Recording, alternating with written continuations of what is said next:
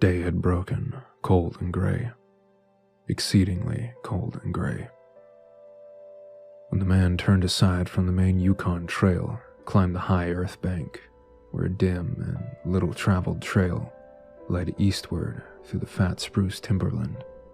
It was a steep bank, and he paused for a breath at the top, excusing the act to himself by looking at his watch. It was 9 o'clock. There was no sun, nor hint of sun, though there was not a cloud in the sky.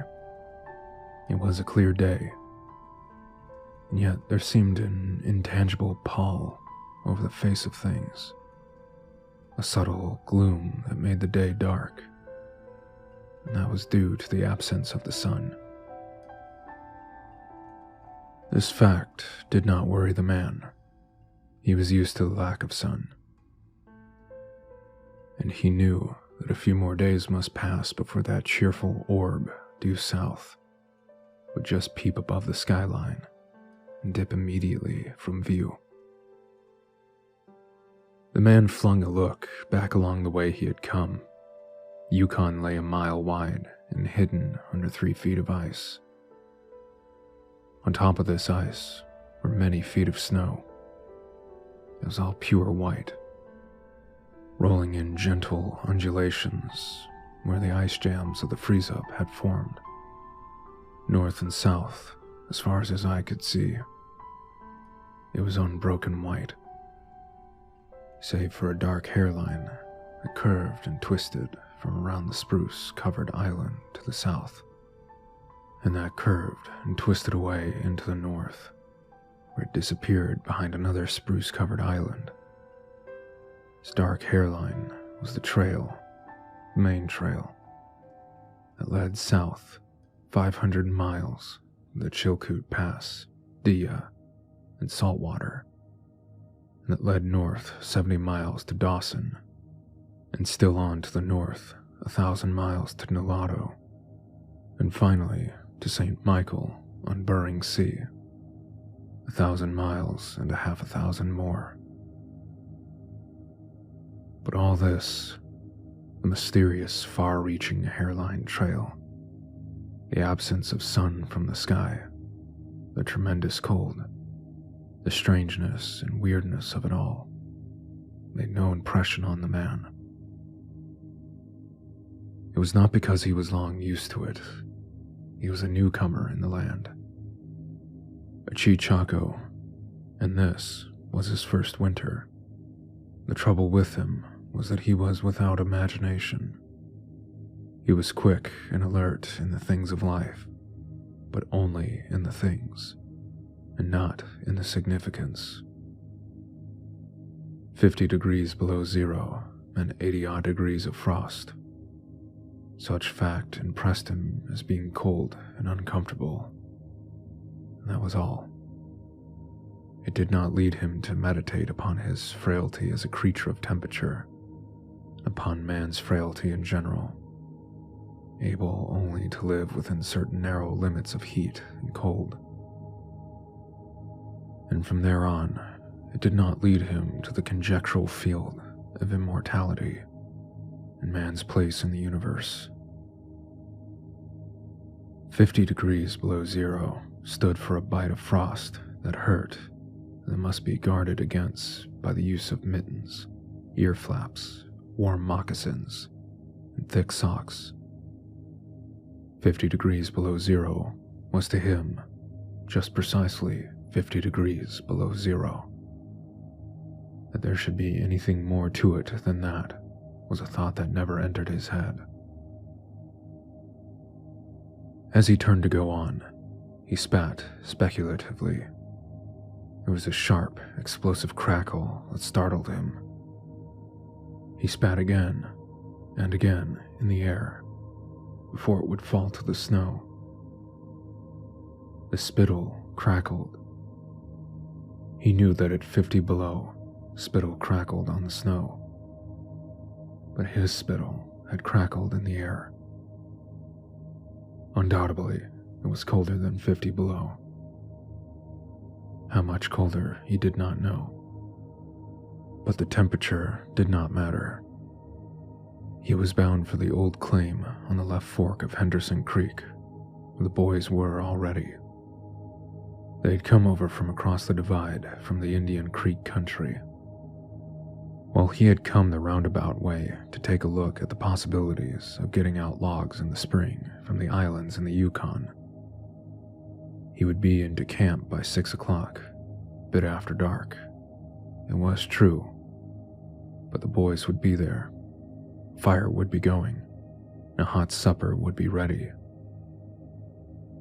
As for lunch, he pressed his hand against the protruding bundle under his jacket. It was also under his shirt, wrapped up in a handkerchief and lying against the naked skin. It was the only way to keep the biscuits from freezing. He smiled agreeably to himself as he thought of those biscuits, each cut open and sopped in bacon grease, and each enclosing a generous slice of fried bacon. He plunged in among the big spruce trees. The trail was faint. A foot of snow had fallen since the last sled had passed over, and he was glad he was without a sled, traveling light. In fact, he carried nothing but the lunch wrapped in the handkerchief. He was surprised, however, at the cold. It certainly was cold, he concluded, as he rubbed his numb nose and cheekbones with his mittened hand. He was a warm-whiskered man, but the hair on his face did not protect the high cheekbones and the eager nose that thrust itself aggressively into the frosty air. At the man's heels trotted a dog, a big native husky, the proper wolf dog, gray-coated without any visible or temperamental differences from its brother, the wild wolf. The animal was depressed by the tremendous cold. It knew that it was no time for traveling.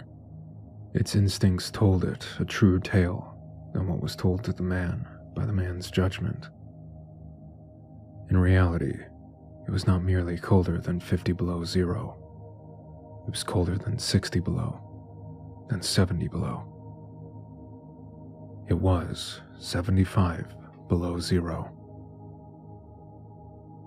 Since the freezing point is 32 above zero, it meant that 107 degrees of frost obtained. The dog did not know anything about thermometers. Possibly in its brain there was no sharp consciousness of a condition of very cold, such as was in the man's brain. But the brute had its instinct.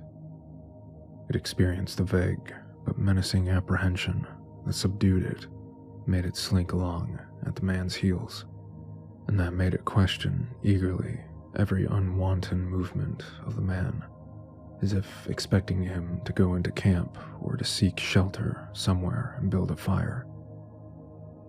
The dog had learned fire, and it wanted fire, or else to burrow under the snow and cuddle its warmth away from the air. The frozen moisture of its breathing had settled on its fur in a fine powder of frost, and especially where its jowls, muzzle, and eyelashes whitened by its crystalled breath. The man's red beard and mustache were likewise frosted, but more solidly. The deposit taking the form of ice and increasing with every warm, moist breath he exhaled. Also, the man was chewing tobacco, and the muzzle of ice held his lips so rigidly that he was unable to clear his chin when he expelled the juice. The result was that a crystal beard of the color and solidity of amber was increasing its length on his chin. If he fell down, it would shatter itself like glass into brittle fragments. But he did not mind the appendage.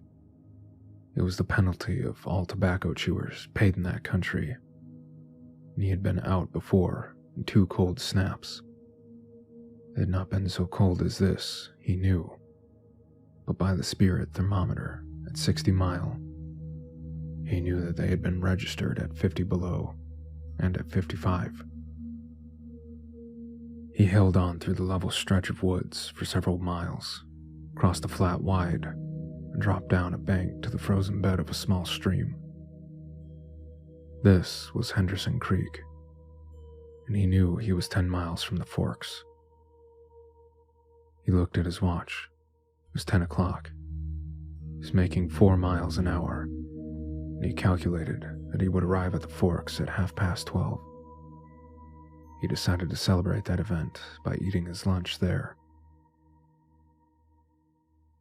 The dog dropped in again at his heels, with a tail drooping discouragement, as the man swung along the creek bed.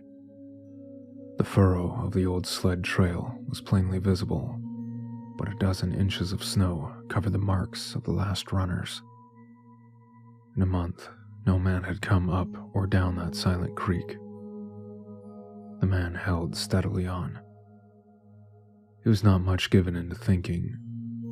Just then, particularly, he had nothing to think about, save that he would eat lunch at the forks, and at 6 o'clock he'd be in camp with the boys.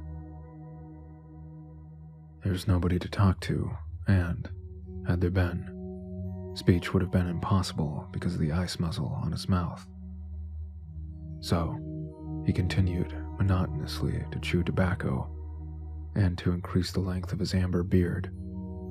Once in a while, the thought reiterated itself that it was very cold, and that he had never experienced such a temperature. As he walked along, he rubbed his cheekbones and nose with the back of his mittened hand. He did this automatically, now and again, changing hands. But rub as he would, the instant he stopped, his cheekbones went numb. The following instant, the end of his nose went numb. He was sure to frost his cheeks, he knew that, and experienced a pang of regret that he had not devised a nose strap of the sort Bud wore in cold snaps. Such a strap passed across the cheeks as well, and saved them. But it didn't matter much after all.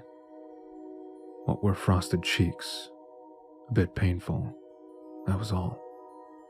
They were never serious. Empty as the man's mind was of thoughts, he was keenly observant, and he noticed the changes in the creek, curves and bends and timber jams. And always he sharply noted where he placed his feet.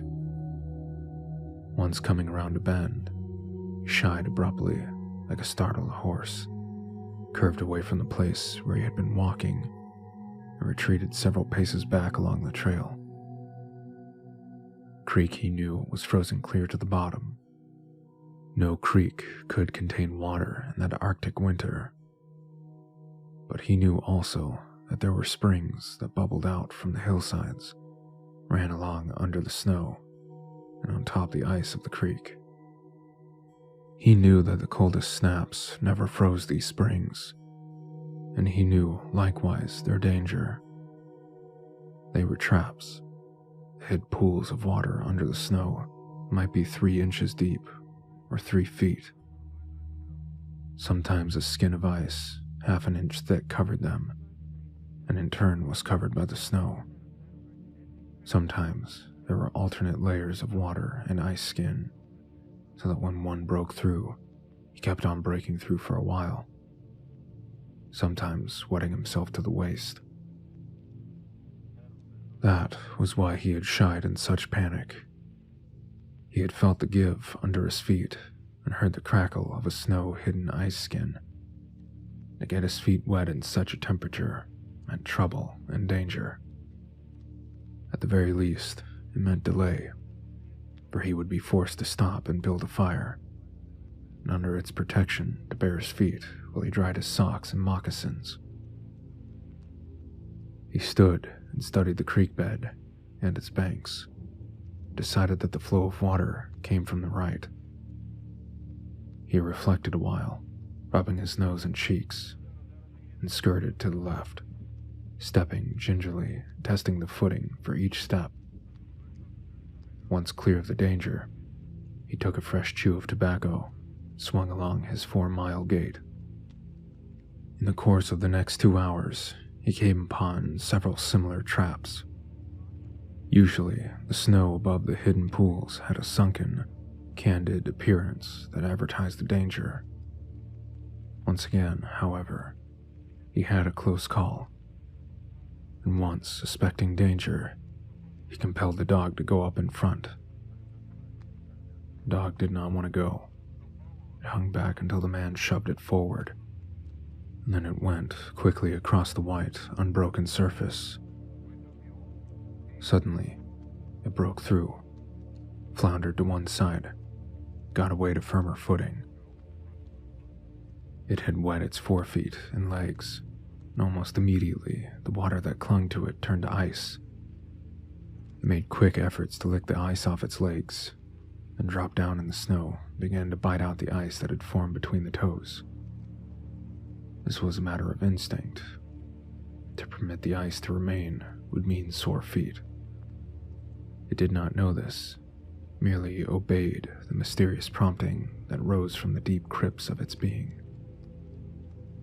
But the man knew, having achieved a judgment on the subject, and he removed the mitten from his right hand and helped tear out the ice particles.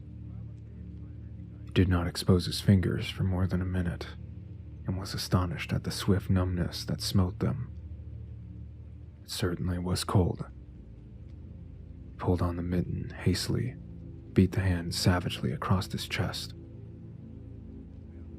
At 12 o'clock, the day was at its brightest, yet the sun was too far south on its winter journey to clear the horizon. The bulge of the earth intervened between it and Henderson Creek, where the man walked under a clear sky at noon and cast no shadow. At 12:30 to the minute, he arrived at the forks of the creek. He was pleased at the speed he had made. If he kept it up, he would certainly be with the boys by 6. He unbuttoned his jacket and shirt and drew forth his lunch. The action consumed no more than a quarter of a minute. Yet in that brief moment, the numbness laid hold of the exposed fingers. He did not put the mitten on, but, instead, struck the fingers a dozen sharp smashes against his leg. Then he sat down on a snow-covered log to eat. The sting that followed upon striking of his fingers against his leg ceased so quickly that he was startled. He had had no chance to take a bite of biscuit. He struck the fingers repeatedly and returned them to the mitten, baring the other hand for the purpose of eating. He tried to take a mouthful. The ice muzzle prevented. He had forgotten to build a fire and thaw out. He chuckled at his foolishness, and, as he chuckled, he noted the numbness creeping into the exposed fingers. Also, he noted that the stinging which had first come to his toes when he sat down was already passing away. He wondered whether the toes were warm or numbed. He moved them inside the moccasins and decided that they were numbed. He pulled the mitten on hurriedly and stood up. He was a bit frightened. He stamped up and down until the stinging returned into the feet. It certainly was cold, was his thought. That man from Sulphur Creek had spoken the truth when telling how cold it sometimes got in the country. He had laughed at him at the time. That showed one must not be too sure of things. There's no mistake about it. It was cold.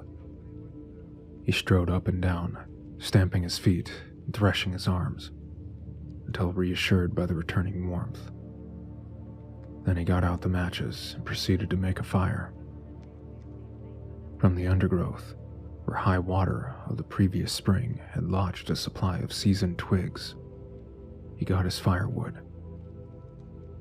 Working carefully from a small beginning, he soon had a roaring fire, for which he thawed the ice from his face, and in the protection of which he ate his biscuits. For the moment, the cold of space was outwitted. Dog took satisfaction in the fire, stretching out close enough for warmth, far enough away to escape being singed.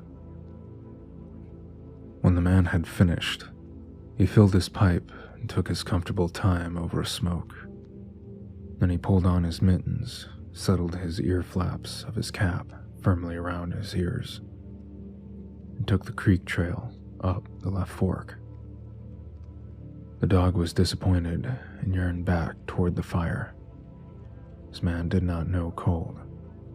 Possibly all the generations of his ancestry had been ignorant of cold, of real cold, of cold 107 degrees below freezing point. But the dog knew. All its ancestry knew. And it had inherited the knowledge. And it knew that it was not good to walk abroad in such fearful cold. It was the time to lie snug in a hole in the snow, wait for a certain of cloud to be drawn across the face of outer space, whence this cold came. On the other hand, there's keen intimacy between the dog and the man. The one was the toil slave of the other, and the only caresses it had ever received were the caresses of the whiplash and of harsh and menacing throat sounds that threatened the whiplash. So, dog made no effort to communicate its apprehension to the man. It was not concerned in the welfare of the man. It was for its own sake that it had yearned back toward the fire. But the man whistled and spoke to it with the sound of whiplashes. The dog swung in at the man's heels and followed after. The man took a chew of tobacco and proceeded to start a new amber beard. Also, his moist breath quickly powdered with white his mustache, eyebrows, and lashes. There did not seem to be so many springs on left fork of Henderson, and for half an hour the man saw no signs of any. And then it happened. At a place where there were no signs, the soft, unbroken snow seemed to advertise solidity beneath. The man broke through. It was not deep. The man wetted himself halfway to the knees before he floundered out to the firm crust. He was angry and cursed his luck aloud. He had hoped to get into camp with the boys at 6 o'clock. This would delay him an hour, for he would have to build a fire and dry out his footgear. This was imperative at that low temperature. He knew that much, and he turned aside to the bank, which he climbed. On top, tangled in the underbrush about the trunks of several small spruce trees, was a high water deposit of dry firewood, sticks and twigs principally, but also larger portions of seasoned branches and fine, dry, last year's grasses. He threw down several large pieces on top of the snow. This served for a foundation and prevented the young flame from drowning itself in the snow it otherwise would melt. The flame he got by touching a match to a small shred of birch bark that he took from his pocket. This burned even more readily than paper. Placing it on the foundation, he fed the young flame with wisps of dry grass and with the tiniest of dry twigs. He worked slowly and carefully, keenly aware of his danger. Gradually, as the flame grew stronger, he increased the size of the twigs with which he fed it. He squatted in the snow, pulling the twigs out from their entanglement in the brush and feeding directly to the flame. He knew there must be no failure. When it is 75 below zero, a man must not fail in his first attempt to build a fire. That is, if his feet are wet. If his feet are dry and he fails, he can run along the trail for half a mile and restore his circulation. But the circulation of wet and freezing feet cannot be restored by running when it is 75 below. No matter how fast he runs, the wet feet will freeze the harder. All this man knew. The old-timer on Sulphur Creek had told him about it the previous fall, and now he was appreciating the advice. Already, all sensation had gone out of his feet. To build the fire, he had been forced to remove his mittens, and the fingers had quickly gone numb. His pace of 4 miles an hour had kept his heart pumping blood to the surface of his body and to all extremities. But the instant he stopped, the action of the pump eased down. The cold of space smote the unprotected tip of the planet, and he, being on that unprotected tip, received the full force of the blow. The blood of his body recoiled before it. The blood was alive, like the dog, and like the dog, it wanted to hide away and cover itself up from the fearful cold. So long as he walked 4 miles an hour, he pumped that blood easily to the surface. But now, it ebbed away and sank into the recesses of his body. The extremities were the first to feel its absence.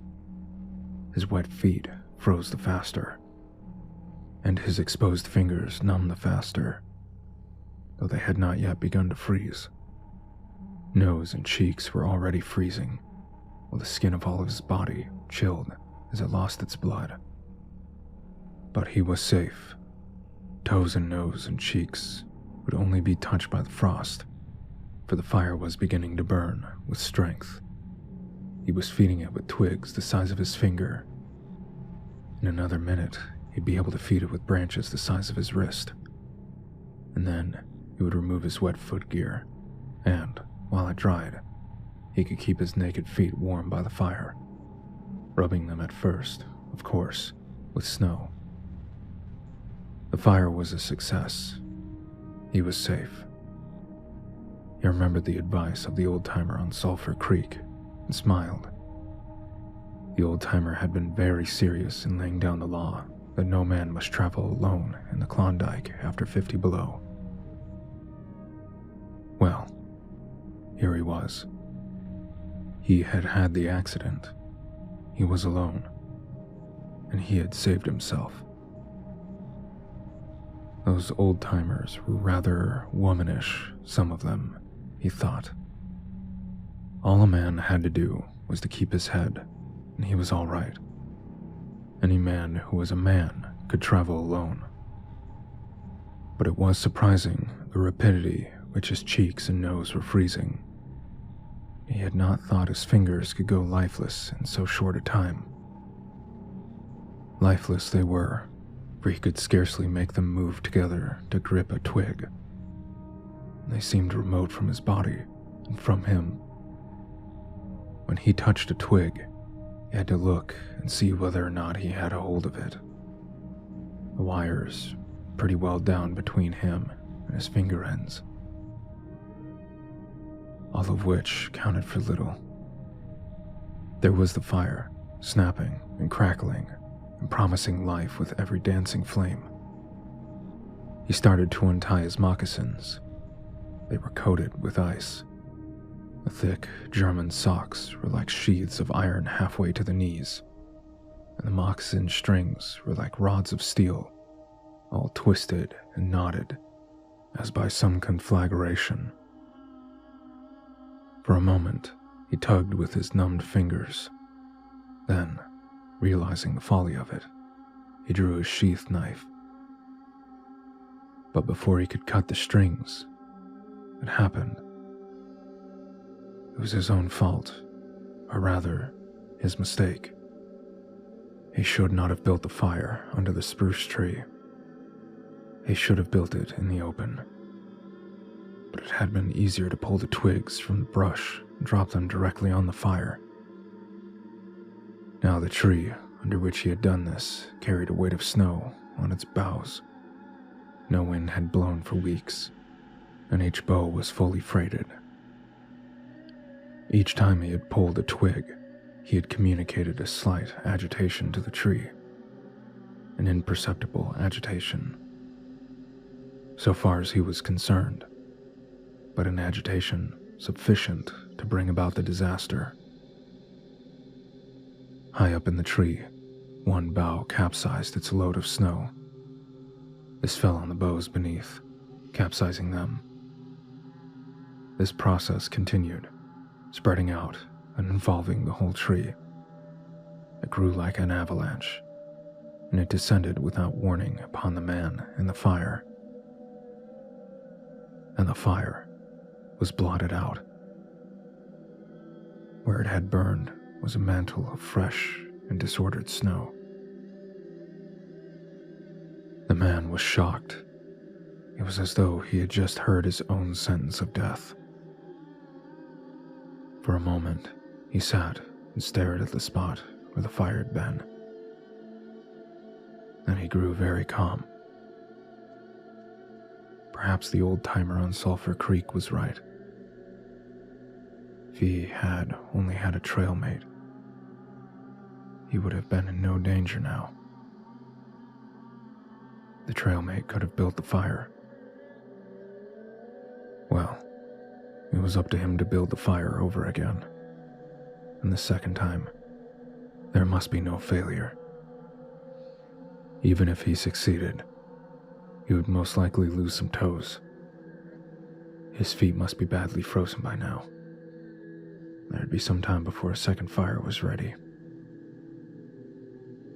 Such were his thoughts, but he did not sit and think them. He was busy all the time they were passing through his mind. He made a new foundation for a fire, this time in the open, where no treacherous tree could blot it out. Next, he gathered dry grasses and tiny twigs from the high-water flotsam. He could not bring his fingers together to pull them out, but he was able to gather them by the handful. In this way, he got many rotten twigs and bits of green moss that were undesirable, but it was the best he could do. He worked methodically, even collecting an armful of the larger branches to be used later when the fire gathered strength. And all the while the dog sat and watched him, a certain yearning wistfulness in the eyes, for it looked upon him as the fire provider, and the fire was slow in coming. When all was ready, the man reached in his pocket for a second piece of birch bark. He knew the bark was there, and, though he could not feel it with his fingers, he could hear its crisp rustling as he fumbled for it.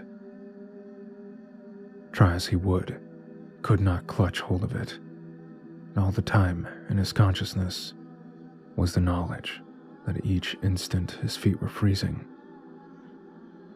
This thought tended to put him in a panic, but he fought against it and kept calm. He pulled on his mittens with his teeth, threshed his arms back and forth, beating his hands with all his might against his sides. He did this sitting down, and he stood up to do it. And all the while the dog sat in the snow. Its wolf brush of a tail curled around warmly over its forefeet. Its sharp wolf ears pricked forward intently as it watched the man. And the man, as he beat and threshed with his arms and hands, felt a great surge of envy as he regarded the creature that was warm and secure in its natural covering. After a time, he was aware of the first faraway signals of sensation in his beating fingers. The faint tingling grew stronger till it evolved into a stinging ache that was excruciating, which the man hailed with satisfaction. He stripped the mitten from his right hand and fetched forth the birch bark. The exposed fingers were quickly going numb again. Next, he brought out his bunch of sulfur matches, but the tremendous cold had already driven the life out of his fingers. In his efforts to separate one match from the others, the whole bunch fell into the snow. He tried to pick it out of the snow, but failed. The dead fingers could neither touch nor clutch. He was very careful. He drove the thought of his freezing feet, nose, and cheeks out of his mind, devoting his whole soul to the matches. He watched, using the sense of vision in place of that of touch. And when he saw his fingers on each side of the bunch, he closed them That is, he willed to close them, for the wires were drawn, and the fingers did not obey. He pulled the mitten on the right hand, beat it fiercely against his knee. Then, with both mittened hands, he scooped the bunch of matches, along with much snow, onto his lap. Yet he was no better off. After some manipulation, he managed to get the bunch between the heels of his mittened hands. In his fashion, he carried it to his mouth. The ice crackled and snapped. By a violent effort, he opened his mouth. He drew the lower jaw in, curled the upper lip out of the way, scratched the bunch with his upper teeth in order to separate the match. He succeeded in getting one, which he dropped on his lap. He was no better off. He could not pick it up. Then he devised a way. He picked it up with his teeth, scratched it on his leg. 20 times he scratched before he succeeded in lighting it.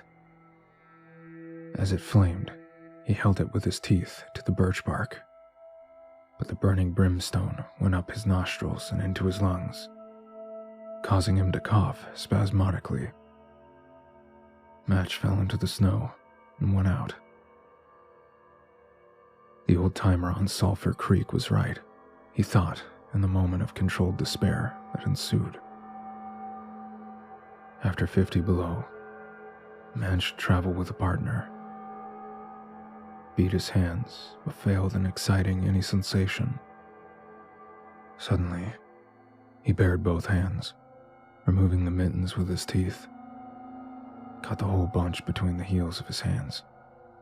His arm muscles, not being frozen, enabled him to press the hand heels tightly against the matches. Then, he scratched the bunch along his leg. It flared into flame. 70 sulfur matches at once. There was no wind to blow them out. He kept his head to one side to escape the strangling fumes, and held the blazing bunch to the birch bark. As he so held it, he became aware of a sensation in his hand. His flesh was burning. He could smell it. Deep down below the surface, he could feel it. The sensation developed into pain that grew acute, and still he endured it. Holding the flame of the matches clumsily to the bark, would not light readily because his own burning hands were in the way, absorbing most of the flames. At last, when he could no longer endure it, he jerked his hands apart. Blazing matches fell, sizzling into the snow. But the birch bark was alight. He began laying dry grasses and the tiniest twigs on the flame. He could not pick and choose, for he had to lift the fuel between heels of his hands. Small pieces of rotten wood and green moss clung to the twig, and he bit them off as well as he could with his teeth. He cherished the flame carefully and awkwardly. It meant life, and it must not perish. The withdrawal of blood from the surface of his body now made him begin to shiver, and he grew more awkward. A large piece of green moss fell squarely on the little fire. He tried to poke it out with his fingers, but his shivering frame made him poke too far, and he disrupted the nucleus of the little fire, burning grasses and tiny twigs separating and scattering. He tried to poke them together again, but in spite of the tenseness of the effort, his shivering got away with him, and the twigs were hopelessly scattered. Each twig gushed a puff of smoke and went out. The fire provider had failed. As he looked apathetically about him, his eyes chanced on the dog, sitting across the ruins of the fire. In the snow, making restless, hunching movements, slightly lifting one forefoot, then the other, shifting its weight back and forth on them, with wistful eagerness.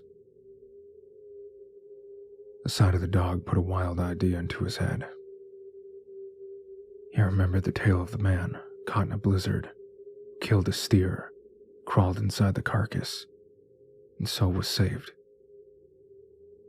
He would kill the dog, bury his hands in the warm body till the numbness went out of them. Then he could build another fire. He spoke to the dog, calling it to him. But in his voice was a strange note of fear, frightened the animal, who had never known the man to speak in such a way before. Something was the matter, and its suspicious nature sensed danger. It knew not what danger, but somewhere, somehow in its brain arose an apprehension of the man. It flattened its ears down at the sound of the man's voice, and its restless, hunching movements, liftings and shiftings of its forefeet became more pronounced. But it would not come to the man. He got on his hands and knees and crawled towards the dog. This unusual posture again excited suspicion, and the animal slided mincingly away. The man sat up in the snow for a moment and struggled for calmness. Then he pulled on his mittens by means of his teeth and got upon his feet. He glanced down at first in order to assure himself that he was really standing up, for the absence of sensation in his feet left him unrelated to the earth. His erect position in itself started to drive the webs of suspicion from the dog's mind, and when he spoke peremptorily, with the sound of whiplash in his voice, the dog rendered its customary allegiance and came to him. As it came within reaching distance, the man lost his control. His arms flashed out to the dog, and he experienced genuine surprise when he discovered that his hands could not clutch. There was neither bend nor feeling in the fingers. He had forgotten for the moment that they were frozen, and they were freezing more and more. All this happened quickly, and before the animal could get away, he encircled its body with his arms, sat down in the snow, and in this fashion held the dog, while it snarled and whined and struggled.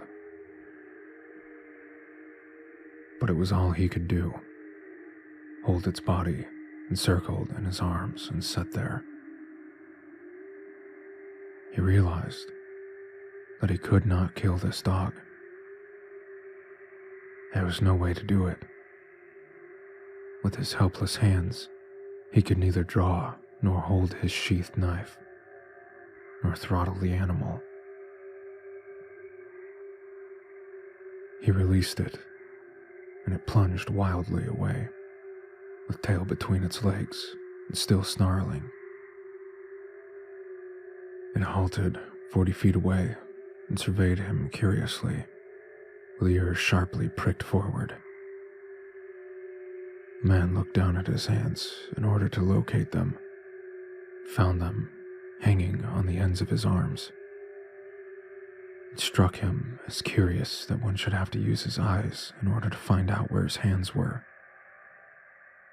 He began threshing his arms back and forth, beating the mittened hands against his sides.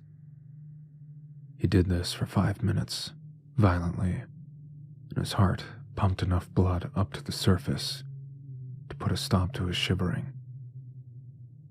But no sensation was aroused in the hands.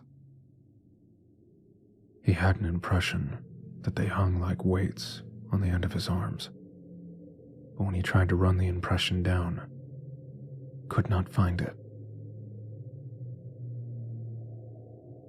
A certain fear of death, dull and oppressive, came to him. The fear quickly became poignant as he realized that it was no longer a mere matter of freezing his fingers and toes, of losing his hands and feet, that it was a matter of life and death, with the chances against him. This threw him into a panic, and he turned and ran up the creek bed along the old, dim trail. The dog joined in behind and kept up with him. He ran blindly, without intention, in fear such as he had never known in his life. Slowly, as he plowed and floundered through the snow, he began to see things again. The banks of the creek, the old timber jams, the leafless aspens, and the sky. Running made him feel better. He did not shiver. Maybe if he ran on, his feet would thaw out, and maybe if he ran far enough, he would reach the camp and the boys. Without doubt, he would lose some fingers and toes, and some of his face, but the boys would take care of him, save the rest of him when he got there. And at the same time, there was another thought in his mind that said he would never get to the camp and the boys. It was too many miles away, that the freezing had too great a start on him, that he would soon be stiff and dead. This thought he kept in the background and refused to consider. Sometimes it pushed itself forward, demanded to be heard, but he thrust it back and strove to think of other things. It struck him as curious that he could run at all on feet so frozen that he could not feel them when they struck the earth, took the weight of his body. He seemed to himself to skim along above the surface, to have no connection with the earth. Somewhere he had once seen a winged Mercury, and he wondered if Mercury felt as he felt when skimming over the earth. His theory of running until he reached camp and the boys had one flaw in it. He lacked the endurance. Several times he stumbled, and finally he tottered, crumpled up, and fell. When he tried to rise, he failed. He must sit and rest, he decided. And next time, he would merely walk and keep on going. As he sat and regained his breath, he noted that he was feeling quite warm and comfortable. He was not shivering, and it even seemed that a warm glow had come to his chest and trunk. And yet, when he touched his nose or cheeks, there was no sensation. Running would not thaw them out, nor would it thaw out his hands and feet.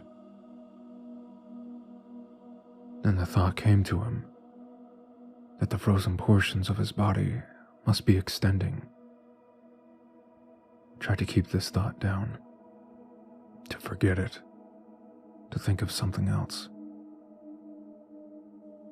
He was aware of the panicky feeling that it caused, and he was afraid of the panic.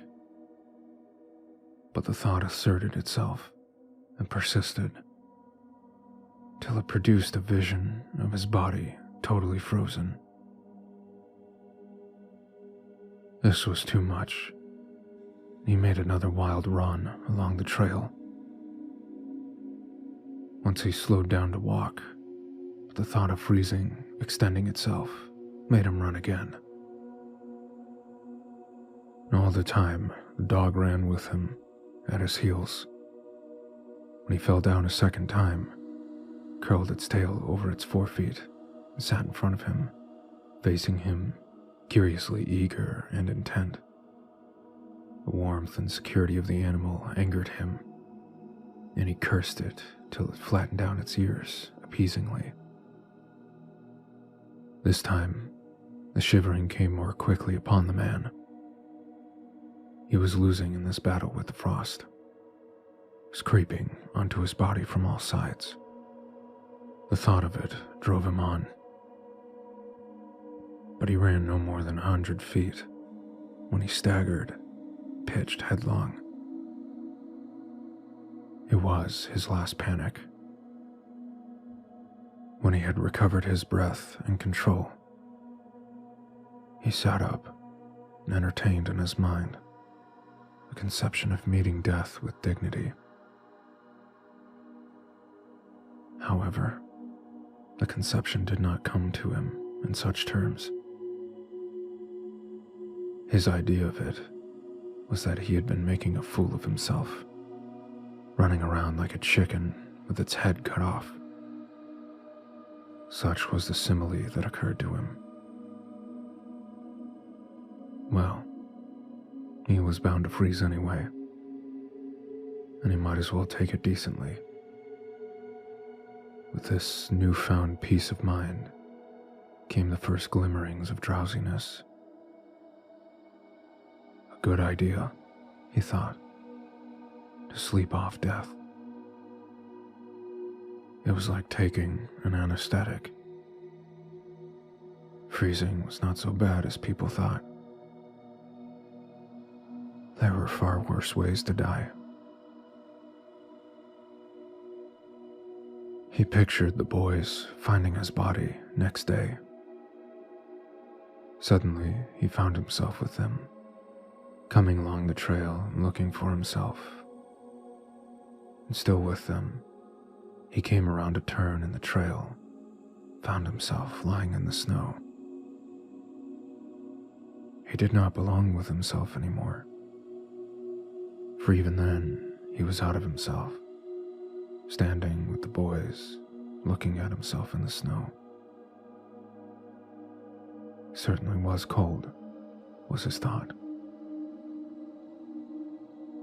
When he got back to the States, he could tell the folks what real cold was. He drifted on from this to a vision of the old-timer on Sulphur Creek.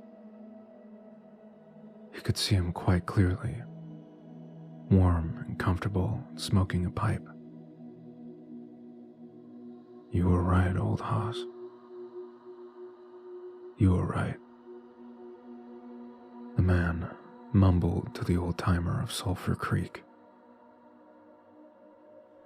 Then, the man drowsed off into what seemed to him the most comfortable and satisfying sleep he had ever known. Dogs sat facing him and waiting. The brief day drew to a close in a long, slow twilight. There are no signs of a fire to be made, and, besides, never in the dog's experience had it known a man to sit like that in the snow and make no fire. As the twilight drew on, its eager yearning for the fire mastered it. With a great lifting and shifting of forefeet, it whined softly, then flattened its ears down in anticipation of being chidden by the man. But the man remained silent. Later, the dog whined loudly, and still later it crept close to the man, caught the scent of death. This made the animal bristle back away. Little longer it delayed, howling under the stars that leaped and danced and shone brightly in the cold sky.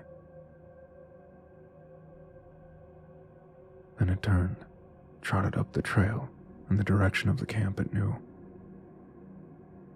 where the other food providers and fire providers were.